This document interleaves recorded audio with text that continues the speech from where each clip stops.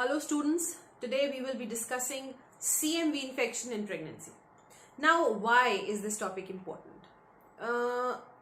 Infections in pregnancy are important anyhow, but why is CMV also one of those, and why is it enlisted, why is it important? Is because first of all, CMV has a lot of qualities similar to HSV. Secondly, whenever you talk about infection in pregnancy and its effects on pregnancy, CMV has its negative effects on the fetus.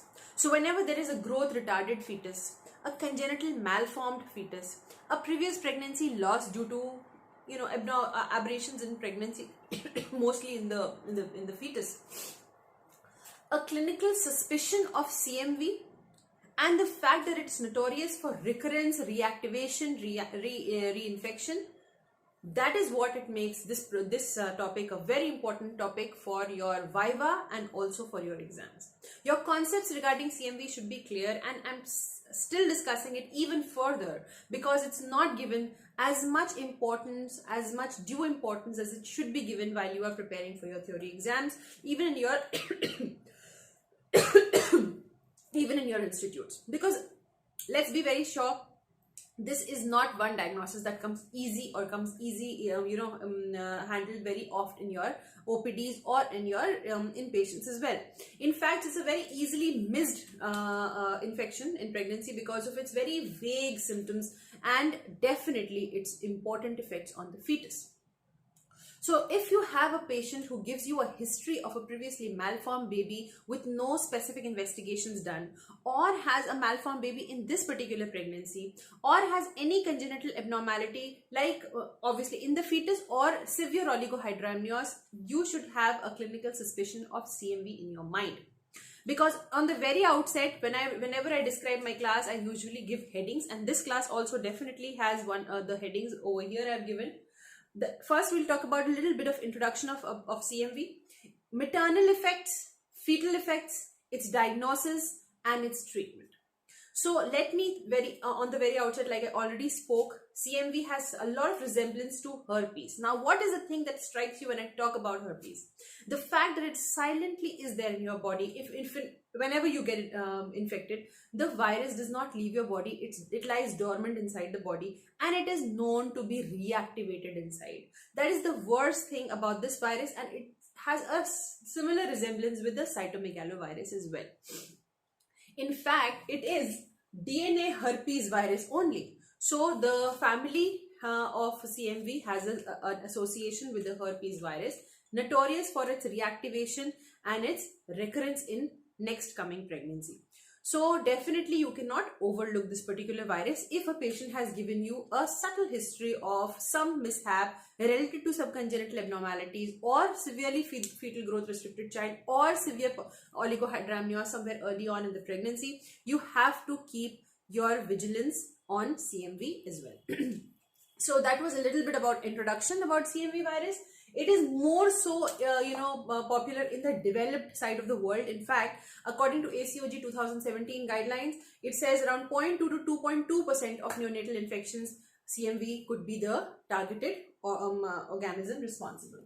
Now, how does it get transmitted? It's actually secreted in all the body fluids you can think of, in the semen, in the urine, in the cervical secretions, in the blood, in the saliva. So obviously, it's a very small particle virus, as a result of which transplacental migration is also there.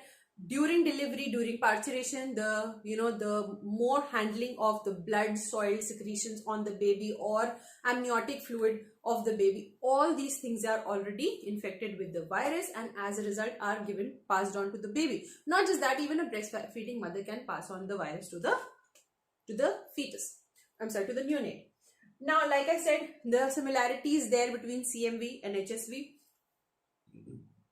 The antibodies that are produced, the CMV antibodies that are produced, I'm talking about IgG. All of us know that whenever there is a recent infection, whenever there is a first infection, the primary infection to be specific, IgM antibodies are supposed to increase in titers. After a while, IgG antibodies, they take over. And the importance of IgG antibodies is that they prevent in a recurrence or a reinfection of that particular disease because they're already there in high quantities, and as a result of which they subside the next coming infection and of course the provoking particle.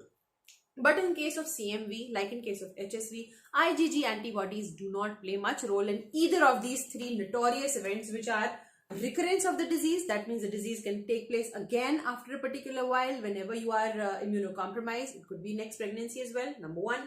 Number two, a reactivation. The disease was already there and it gets reactivated again in case of those immunocompromised states.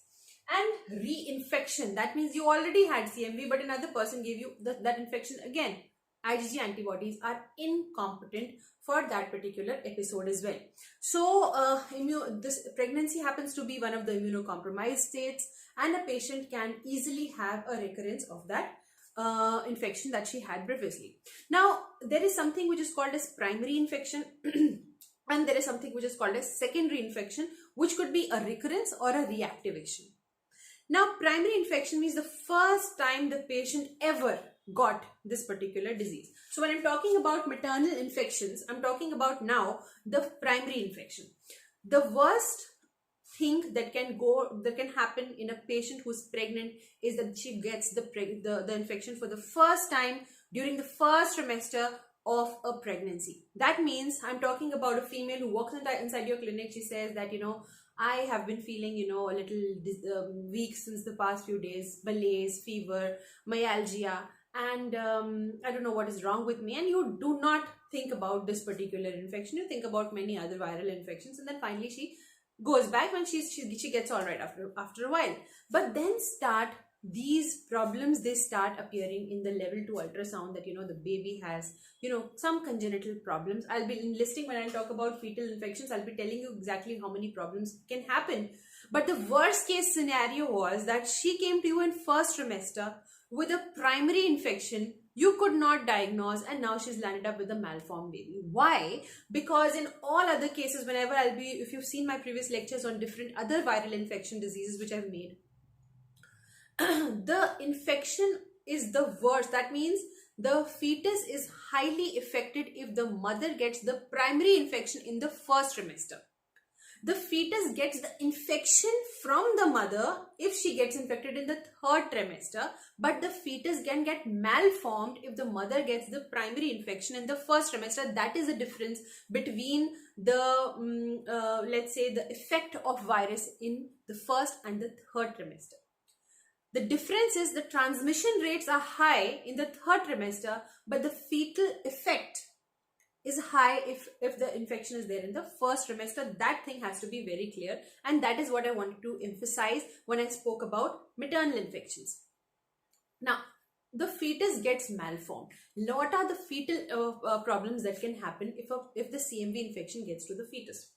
Sensorineural hearing loss defects, mental retardation, motor defects, sensory defects, kidney defects, jaundice, hepatitis, anemia, thrombocytopenia, and so on and so forth. So there are many congenital malformations. There are certain problems that can lead to blood dyscrasias and many other ill effects in the baby, and you do not want like any of these things to happen to the child. So if at all there is a way in which you can foresee these things, if a patient has already come to you with a history suggestive of that, how will you go to the next step? And then that is the diagnosis. So these were the maternal effect. I told you about the fetal problems that can happen, and now how can you prevent it? How can you diagnose it? So you have CMV, IgG and IgM antibodies. There is CMV PCR. There are NAT tests also available for CMV. But amongst them, what I want to emphasize more, there's a beautiful table which is given in Williams. Let me just tell you the page. There's a table given on page number 1211. And that describes a little bit about the pathogenesis and what you can infer from these IgG and IgM antibodies. IgM antibodies are high, IgG antibodies are high. You don't know whether this is primary infection or a reactivation of infection, because IgG antibodies, they always stay. And IgM antibodies are high. That does not necessarily mean that it's a primary infection. So how, and okay, that was one scenario. The other one is, of course, IgG is negative and IgM is positive. That is a primary infection. All right.